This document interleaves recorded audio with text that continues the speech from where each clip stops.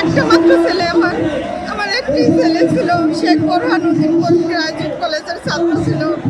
Honours inter pass করে অনার্সে first ইয়ারে।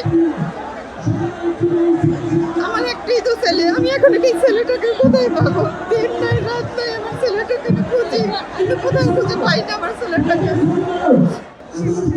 আমি শহীদ মোবারকুল ছেলের বাবা আমার ছেলেটা গত 19 জুলাই গ্রিন রোডে মাথায় গুলি লাগে, ছাত্র জনতা তার নিয়ে গ্রিন লাইফ হাসপাতালে ভর্তি করে। 20 জুলাই ডাক্তার তাকে মৃত ঘোষণা করে।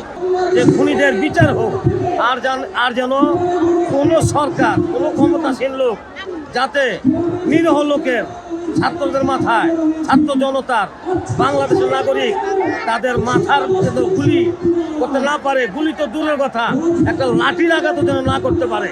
প্রয়োজনে সেখানে সংসদীয় আইন পাস করা হবে। কেউ যদি অন্যায় করে তার জেল আছে, জরিমানা আছে, সেগুলা করুক। কেন গুলি করে? এগুলা যেন পরবর্তীতে যারা সরকার আসবেন, একজন ভালো সরকার আইসা উনি যেন, এই বর্তমান সরকারও যেন এটার একটা সংস্কার করে রাখা যায়। গুলি যেন আর কেউ যেন, কোনো মায়ের বুক যেন খালি না হয়, হাহাকার যেন না করে। আমার মতন রমজান আলী মোবারকের বাবা, আজকে আমি শহীদ মিনারে এসে বসে রয়েছি। আমার মতন হাজারো শহীদের বাবা মা, আজকে আমরা বিচারের আশায় বসে রয়েছি। আমরা এটা সুষ্ঠু বিচার চাই।